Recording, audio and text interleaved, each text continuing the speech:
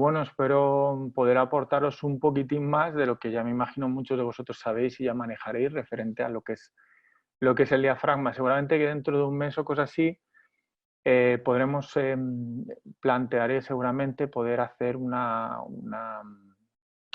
charlita, pues un vídeo que podamos hacer en internet para poder compartir con vosotros las nuevas investigaciones científicas que están ocurriendo ahora mismo referente a lo que es el nervio frénico. El nervio frénico con sus implicaciones, porque ha sido la verdad una grata sorpresa el leer en determinados libros y en publicaciones en estos últimos años referente al comportamiento aferente que tiene el nervio frénico. Fijaros que en torno a un 25 o un 40% de las funciones que tiene el nervio frénico son aferentes. Y uno de los detalles curiosos bueno, que he leído y que muchos de vosotros podéis leer y que bueno, pues es algo que es curioso, es el hecho de ver que incluso las aferencias de ese nervio frénico pueden llegar a los núcleos, a lo que serían los núcleos ventrolaterales del tálamo, es decir, llega hasta el tálamo las aferencias del nervio frénico. Entonces ha sido algo que la verdad ha sido muy interesante y que seguramente dentro de un mes o cosas así, creo que es en abril, mediados de abril, pues también dar esa pequeña charlita para aportaros bueno, lo que yo humildemente puedo aportaros de las nuevas cositas que vamos leyendo todos y cada uno de nosotros, dado que tenemos esta suerte de tener PubMed y demás, y otras Science Direct y otros sitios donde podemos leer investigaciones en fisioterapia. Y bueno, pues yo creo que eso es algo que a lo mejor puede ayudarnos a comprender determinadas cosas o determinados cambios, determinados efectos que tiene el hecho de que nosotros tratemos el diafragma. Creo que es relativamente interesante poder conocerlo y poder manejarlo. Entonces, seguramente eso lo haré en abril y bueno, ya tendré un tiempecito para poder seguramente leer más en detenimiento todos esos aspectos. Claro, es que incluso el lugar en el cual llegan esas aferencias del nervio frénico, casualmente es posible que sean compartidas con fibras procedentes de los segmentos viscerales. Entonces aquí ya entendemos ya y comenzamos a poder ver esa relación entre los segmentos viscerales y el diafragma. Que es algo que está totalmente relacionado y cada vez más. O sea, cada vez más tenemos que comprender el diafragma. Sin un tratamiento visceral no podemos entender lo que sería el diafragma. Ok, chicos, entonces yo creo que vamos a empezar. Vamos a ver si consigo hacer que esto funcione. Ok, vamos a ver. Perfecto. ¿Veis la pantalla? ¿Alguien me puede decir si veis a alguien la presentación? ¿Lo veis alguno? ¿Me podéis decir si se ve o no se ve la presentación? Se ve perfecto la pantalla, ¿no? O sea, ya veis aquí los dos dibujitos del diafragma, ¿no? Perdón, del nervio frénico. Perfecto, muchísimas gracias.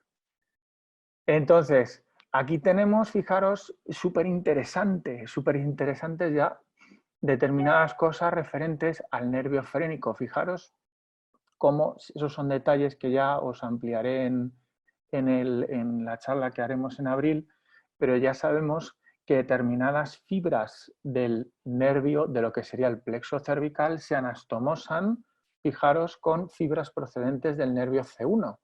El nervio C1, C2 se anastomosa con el plexo cervical. Entonces, esta es la vía que tiene el sistema trigémino cervical para poder dar dolor en toda la cabeza. Fijaros, eso es lo normal y esa es la vía por la cual todos los trastornos estomatognáticos dan dolor sobre la cabeza. ¿Ok? Entonces, fijaros, si nosotros también tenemos aquí fibras procedentes del nivel C3, nosotros sabemos que C3, C4 participa dentro de lo que sería el plexo, perdón, las funciones, las fibras o los niveles correspondientes con nuestro brazo principal o los brazos que puedan dar la inervación al diafragma. Entonces eso podría ser una de las vías por las cuales pudiera ser una de las fuentes que sensibilice o que pudiera generar una relación entre lo que es el diafragma y las personas que tengan trastornos estomatognáticos. No quiere decir que alguien con un problema de diafragma tenga que tener necesariamente un problema estomatognático, sino que son factores que puedan coadyuvar. Y eso lo veis en todas las consultas. Prácticamente todos los que tienen un problema de ATM, de bruxismo, estrés y demás, suelen tener un espasmo de diafragma. ¿Okay? Y aquí en la otra imagen, fijaros cómo tenemos la clásica imagen que hemos visto todos de cómo bajan las fibras el nervio frénico a nivel derecho, el nervio frénico a nivel izquierdo, fijaros qué próximo está esto, con el corazón. Entonces, fijaros, este pequeño detalle que puede pasar un poquitín así por encima, nos puede hablar o nos puede llevar a entender por qué hay gente que infarta y que el dolor es en el brazo derecho. Ojo con esto, porque anatómicamente es posible.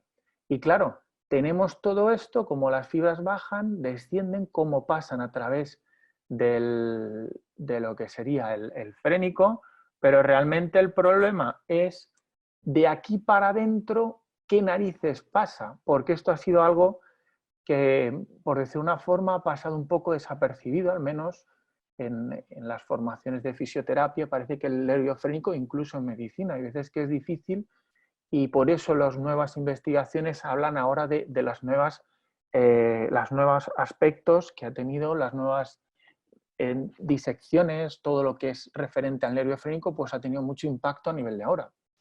Entonces, no podemos olvidar lo que es el nervio frénico si no podemos encontrar o ver un pequeñito dibujo que yo os tenía aquí preparado.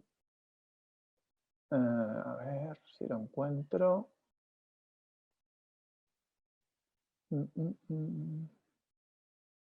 Perdonadme, narices tenía yo esto. Qué pena. Porque no sé dónde lo tengo. Bueno, el hecho lo tenía aquí y se me ha desaparecido. Perdonadme, pero es que yo y la y la tecnología, la verdad es que vamos un poco mal. Medio segundito, a ver si lo encuentro, perdonadme.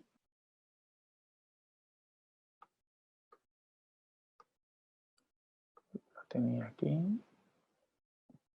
Muy bien, aquí está.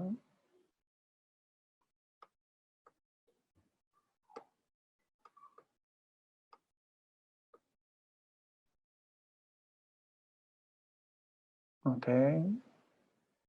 Perdonad un segundito, a ver si encuentro esto.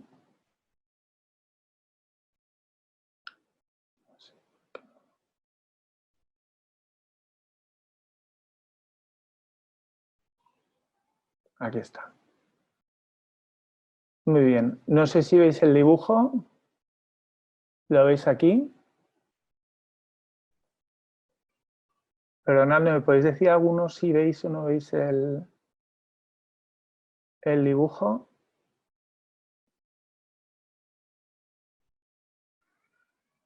Aquí deberíais de ver este dibujo. ¿Lo veis? ¿Alguien me puede contestar, please? Ahora sí, perfecto, muy bien. Bueno, es un dibujo un poco como si lo hubiera hecho mi hija. Veis que lo mío no es el dibujo, pero lo que sí que quería era que tuviéramos claro el diafragma desde su concepto de anatomía, la importancia que tiene lo que sería el diafragma. ¿Ok, chicos? Entonces, fijaros cómo el pilar izquierdo sube desde el nivel L3, cómo sube hasta arriba y cómo hace pequeños engrosamientos con el psoas y con el cuadrado lumbar. Ya de por sí, fijaros aquí la importancia que tiene, porque ya va a estar relacionándose con músculos tan importantes como son el cuadrado lumbar y el psoas, e incluso el psoas con miembro inferior. ¿Ok? Fijaos cómo las fibras del pilar izquierdo siguen subiendo hacia arriba y van recubriendo o van cubriendo determinados orificios que hay a lo largo de todo su trayecto ascendente. Estas serían las fibras vertebrales, que son las más interesantes. Fijaros cómo aquí arriba, cuando se cruzan las fibras derechas y las fibras izquierdas del pilar izquierdo y derecho del diafragma, fijaros cómo van a formar lo que se llama el ligamento arcuatomedio, que es el ligamento por el cual pasa la aorta abdominal y el conducto torácico linfático. No olvidemos este aspecto.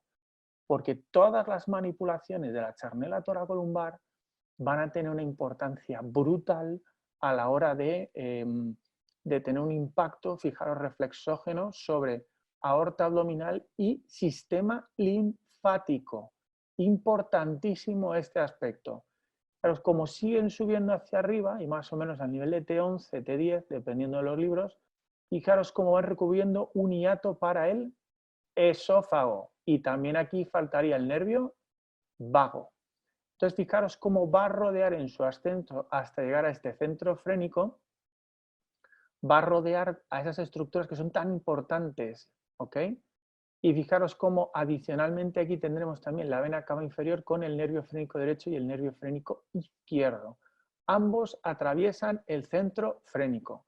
Importantísimo este determinado aspecto, dado que todo lo que nosotros hagamos sobre el diafragma va a tener un impacto sobre estas estructuras. Fijaos, aquí también va a atravesar el nervio esplácnico mayor en el lado derecho y en el lado izquierdo a ambos niveles.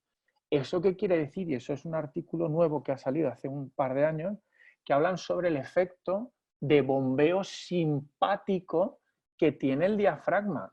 O sea, no es solo lo que ya sabemos de la aorta abdominal, no es solo lo que sabemos del conducto torácico linfático, sino también efectos sobre el sistema simpático, que es uno de los aspectos que ahora mismo más se está hablando a nivel de investigación.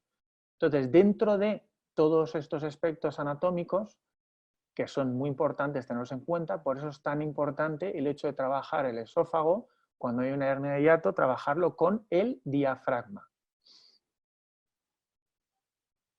¿Ok?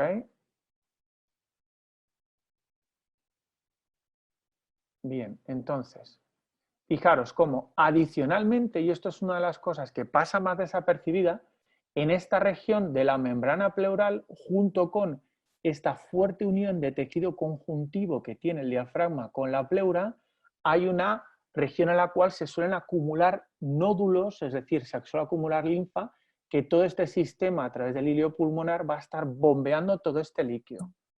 ¿Ok? Entonces, una zona no solo de importancia por su repercusión a nivel de cadenas musculares, su repercusión a nivel de lo que sería el bombeo sobre las venas, las arterias, sino también es una potente bomba a nivel de todo lo que es el sistema linfático.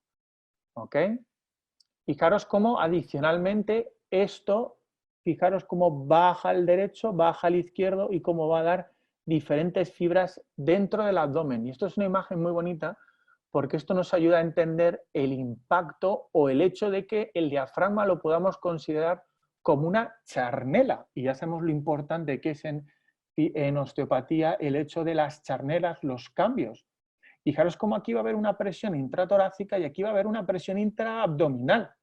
Entonces, va esta zona justo entre el tórax y el abdomen, la región visceral, fijaros lo que tenemos en medio. Es el diafragma, músculo que va a estar regulando las presiones intratorácicas e intraabdominales. De una forma más potente, la región intraabdominal. Entonces, vamos a ver determinados aspectos. Fijaros cómo luego después todo esto, y fijaros cómo la salida de esta rama izquierda y esta rama derecha del nervio frénico va a dar una serie de ramas anterolaterales, va a dar una serie de ramas posterolaterales externa y posterolateral interna. Entonces, todo este diafragma va a estar inervado a nivel sensitivo en la región posterior. Fijaros cómo aquí ya esto sería la región torácica, perdón, la región abdominal. Esto sería toda una región que estaría totalmente inervada a nivel sensitivo. Por eso, todos los cambios de tensión que provoque el sistema abdominal, las vísceras abdominales, los cambios de presión que se provoquen porque no hay un buen control agonista-antagonista entre diafragma y transverso del abdomen, van a generar una sensibilización de todas esas fibras. Y todo eso, lógicamente, va a generar un dolor. Fijaros cómo esto sería uno de los nervios más interesantes porque, fijaros, pensamos que es un nervio que es fino, que es chiquitito, y fijaros cómo este sería el nervio esplácnico mayor, fijaros cómo se van uniendo los diferentes niveles, a nivel de T6, T7, T8 e incluso T9 para formar ese nervio esplácnico mayor que va a atravesar el diafragma. Y uno de los aspectos más interesantes, fijaros cómo esa fisura del array que permite contactar pericardio y peritoneo. Ojo con este dato, que no solo lo tenemos como fascia o como músculo que forme a nivel charnela, a nivel entre lo que es el tórax y el abdomen, sino también ya tenemos una fascia de tejido conjuntivo que nos va a estar comunicando el pericardio y el peritoneo. Ojo con este dato. Entonces, ¿eso qué quiere decir? Que posiblemente muchos de los aspectos o muchos de los trastornos que tenga ese diafragma pueden poner en tensión, como es lógico, la región del pericardio. Y van a ser esos tórax que nosotros notamos que son muy rígidos, que tienen falta de elasticidad, tienen poca movilidad, poca plasticidad y que tengamos que hacer previamente un trabajo sobre el diafragma. Y esto es uno de los artículos más bonitos en estos últimos 2 años que nos lleva a poder tener nosotros como osteópatas pues, la vehiculización o la expresión desde el punto de vista científico de muchas de las cosas que hemos visto nosotros en la clínica. En este estudio reciente de hace un par de años nos habla de cómo ese nervio frénico tiene fibras desde el punto de vista ortosimpático. Esto, fijaros que es muy interesante. Si el frénico derecho se anastomosa con el plexo celíaco derecho y la glándula suprarrenal derecha, esto lo que nos vehiculiza o nos permite es entender esos dolores referidos desde el punto de vista visceral que vemos en muchos de nuestros pacientes y que sea común el hecho de plantearse o de ver que exista ese dolor sobre el hombro, sobre el trapecio, bien que es tan frecuente en estos pacientes. Y fijaros, no solo es el ganglio celíaco derecho, sino es la glándula suprarrenal, ¿verdad? Esto es un detalle muy curioso porque esto, chicos, no se nos puede olvidar. Humildemente, en mi experiencia clínica, me encuentro muchos ejes de estrés, muchas pacientes con estrés, con una glándula suprarrenal activa, y me encuentro muchos pacientes con dolor en el trapecio derecho o dolor interescapular, más bien tirando trapecio derecho, hombro derecho. Entonces, eso que se oye frecuentemente, no, hombro derecho es región hepática, sí, es región hepática, pero fijaros la cantidad de cosas. Si estamos hablando de plexo celíaco derecho, puede ser una vesícula biliar, puede también ser un páncreas, puede ser también un duodeno. Entonces, eso lo que hace es, nos implica, hace de nosotros que tengamos que hacer un diagnóstico diferencial y diagnostiquemos también la glándula suprarrenal derecha. No se nos puede olvidar este aspecto, ¿ok? Al menos esa es mi humilde recomendación, que no se nos olvide. Y fijaros además, es que no solo es esto, es que todo, fijaros aquí, el pedazo de diafragma que tenemos aquí, cómo tiene una serie de fibras de engrosamiento de tejido conjuntivo ligamentario, ligamento frénico pericárdico derecho, totalmente pegado aquí. Y fijaros cómo todo esto tiene una prolongación a través de los ligamentos vértebro-pericárdicos, que los últimos estudios de anatomía hablan de niveles desde T7 hasta T4. Ahora empiezo a entender todos esos dorsos planos que veo en mis pacientes y que luego cuando después les pido flexión, veo que esos dorsos planos se flexionan. Entonces, puede ser que las tensiones del diafragma, de la región anterior del esternón, todas estas estructuras puedan tener influencia en esos dorsos planos, chicos. Tener ese aspecto en cuenta a la hora de tratar esos dorsos planos. Fijaros, son los típicos que vamos a manipular y cuando estamos colocando la tensión, ya el paciente te dice, ostras, esto duele muchísimo. Entonces, tened cuidado con esos aspectos porque eso es algo que vamos a tener que tener en cuenta. ¿De acuerdo? Y otro detalle, fijaros el clásico caso que es muy frecuente ver en nuestros pacientes que tienen una cirugía de apendicitis, que suceda este aspecto, porque esto es algo que he visto en algunos casos y por eso es esta imagen que os he puesto aquí. Fijaros cómo el músculo de Treitz se anastomosa con el pilar izquierdo del diafragma. Eso es muy importante, dado que todas las cicatrices, que nosotros ya sabemos que es un tejido inelástico, que es un tejido que no se puede elastificar, lógicamente eso está pegado, adolece de fibras de elastina y lo único que tiene es colágeno. Entonces, todas esas fibras, recordar la relación que tiene el ciego, la válvula iliocecal, con la raíz del mesenterio, con estructuras del intestino delgado. Fijaros cómo ese intestino delgado, perdona, esta es mi hija pequeña. Entonces, fijaros cómo este músculo de Treitz está muy pegadito y tiene una íntima relación anatómica con el pilar izquierdo del diafragma. Entonces, es muy frecuente que los pacientes con una cicatriz de apendicitis, es muy frecuente que por las tensiones de todo ese tejido conjuntivo, esa fascia de comunicación, esa raíz del mesenterio, ese intestino delgado y ese ángulo duodeno-yeyunal, tengan trastornos digestivos. Entonces hay que tener mucho cuidado con esos pacientes con trastornos digestivos, así tipo digestión pesada. Se me hincha la tripa. Entonces, esos pequeños detalles los debemos de tener en cuenta porque todo eso, fijaros, es muy frecuente que todos esos pacientes con ese problema sobre la apendicitis, es muy frecuente que generen un dolor referido visceral sobre el estómago y ese dolor referido visceral de esa víscera genera un dolor en el trapecio. ¿Okay? Luego después, disculpadme, hay alguno que está haciendo preguntas, si queréis luego las respondo. ¿Okay? Muchas gracias. Fijaros cómo va a haber relaciones que tengamos, aquí lo tenemos, con este diafragma, con los pilares del corazón y con la región del nervio frénico. ¿Okay? Y esto es uno de los artículos que más me gustó cuando yo estuve haciendo mi tesis de osteopatía, porque cuando yo hice mi tesis de osteopatía no comprendía por qué los pacientes cuando hacían 30 respiraciones profundas tenía un efecto clínico. Es decir, nosotros cuando cogimos a los pacientes y les dijimos que respiraran 30 veces profundamente, mejoró la algometría sobre los niveles T10 a T12.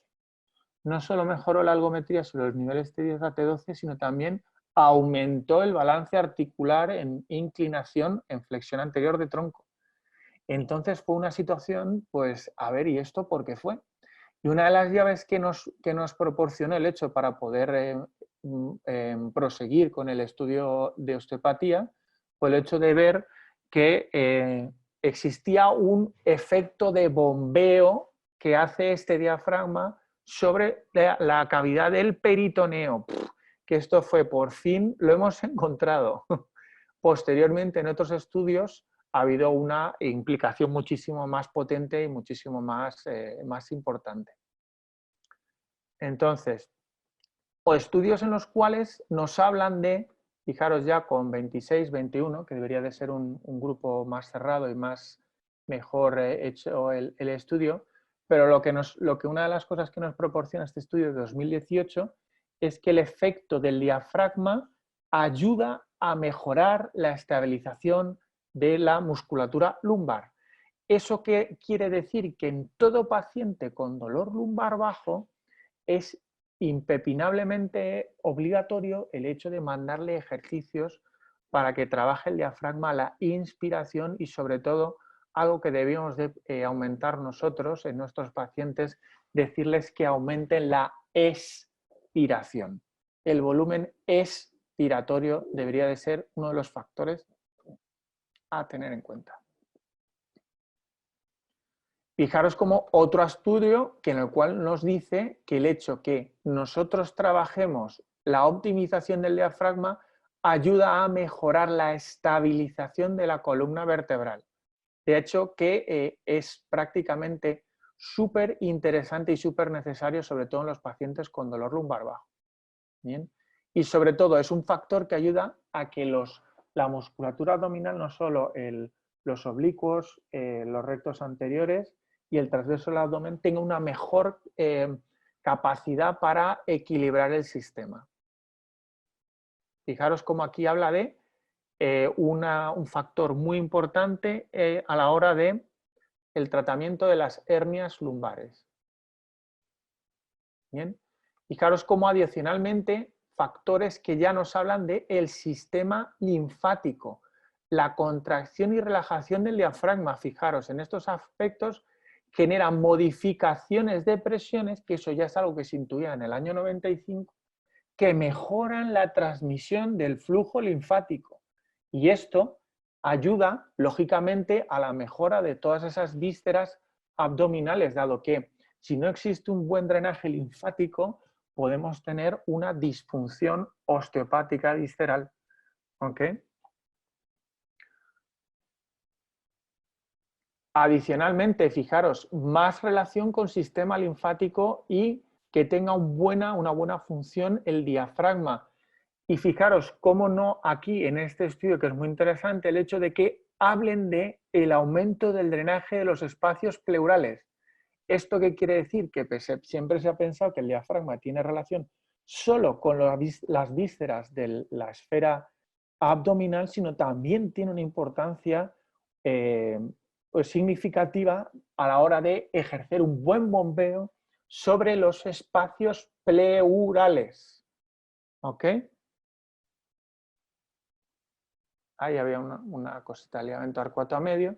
Y fijaros, hay determinados estudios que ya nos están generando, nos están hablando de efectos por decir una forma, multisegmentarios del diafragma. Efectos con los cuales hay una mejora en la activación eléctrica de la musculatura pélvica y también de la musculatura abdominal. Y como es lógico, es posible que tenga una conexión con el suelo de la boca, que luego después, ahora os comentaré la relación. Bien, y esto es uno de los estudios que resulta bastante curioso, el hecho de que el núcleo retroambiguo, que es uno de los núcleos que controla los centros respiratorios, fijaros cómo es posible que pueda tener cierta influencia sobre nuestro hueso occipital.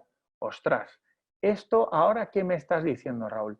Pues cuando nosotros encontremos un hueso occipital que no haya manera de moverlo, que hay muchas veces que cuando estamos haciendo osteopatía craneal, vemos que hay un hueso occipital que no tiene una movilidad y hemos hecho tratamiento sobre las suturas, hemos tratado la sutura occipito-parietal por la inervación del occipital. El occipital, la inervación es C2, C3, chicos.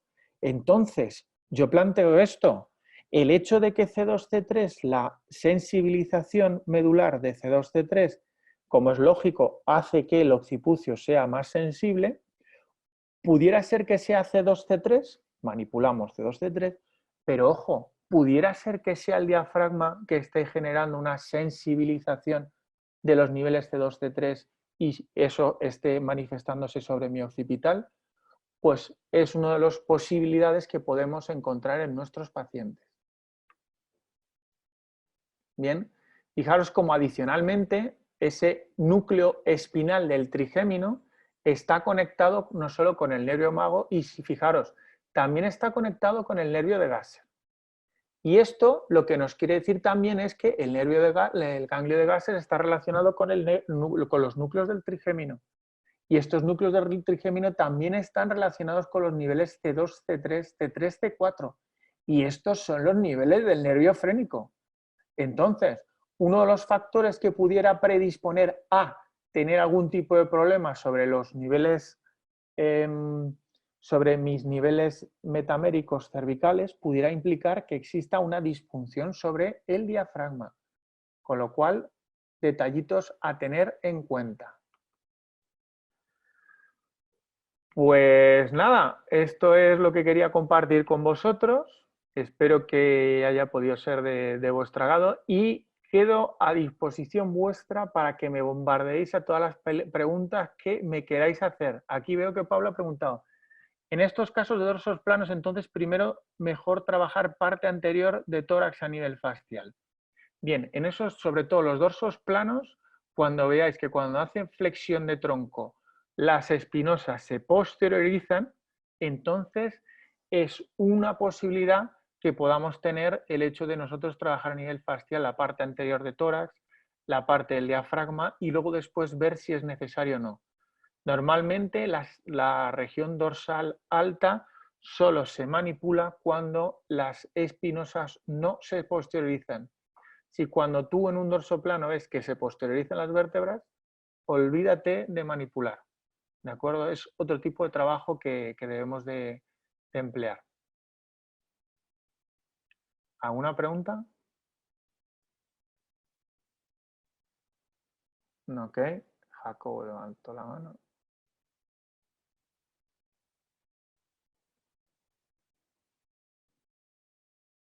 A ver.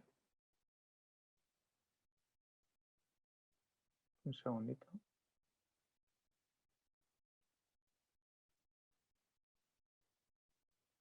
Espera un segundito que no puedo leer lo de la pregunta de Jacobo que levanta la mano. A ver.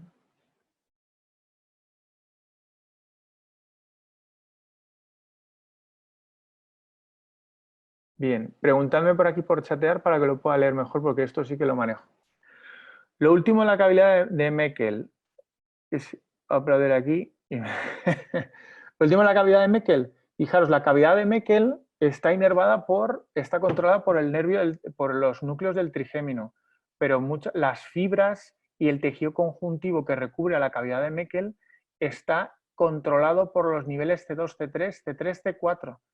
Entonces, uno de los posibles vehículos que pueda sensibilizar un trastorno estomatognático, un problema ATM, pudiera ser el hecho de que tengamos un paciente con un diafragma hipertónico o con una sensibilización del nervio frénico. ¿Ok?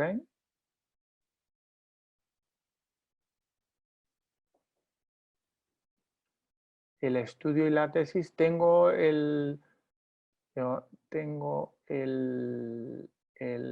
mi estudio, tengo el estudio piloto por aquí. En la Escuela de Osteopatía, en el European Journal of Osteopathy, ahí está todo. Ahí está el estudio piloto.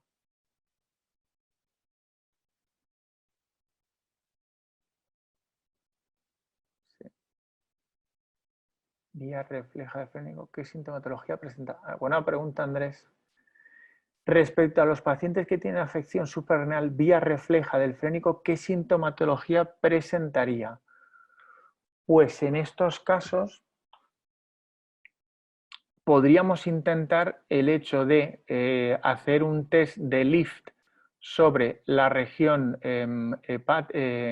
renal del lado izquierdo, del lado derecho, los test que tenéis de puño percusión. Ya sabéis que el riñón es retroperitoneal y está muy pegado a la región posterior de la columna vertebral, entonces podríamos hacer un test sencillo, si queréis luego después os hago un vídeo, para poder ver si pudiera ser una afección del nervio frénico que pueda estar sensibilizando un segmento digestivo, una esfera suprarrenal. Entonces, palparíamos C2, C3, es sensible.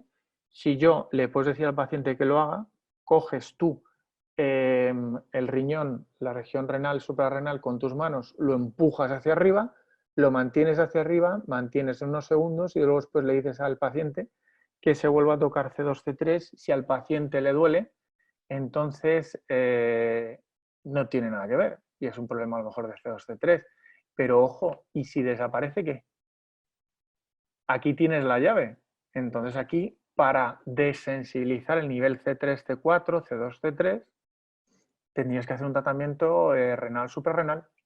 Y esa es la llave para tratar a lo mejor una cervicalgia o un dolor interescapular.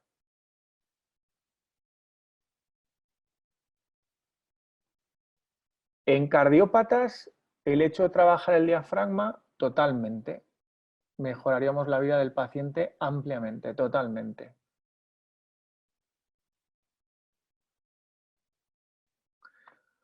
Así es que nada, chicos, si no tenéis ninguna pregunta más, Ahí lo tenéis. Luego después os pasaré, colgaremos el vídeo para que lo podáis tener de ese posible test y ver si os puede ayudar. A mí en algunos casos la verdad es que me ayuda a poder ver si me tengo que ir por un lado o por otro. ¿Ok? Así es que nada, mandaros un saludo enorme desde aquí, desde mi hacinamiento personal en casa. A ver si se termina ya lo del coronavirus. Ok, chicos, muchísimas gracias a todos. Os pediría que hicierais algún tipo de comentario en Instagram y que dejaseis una nota para todos. Así es que nada.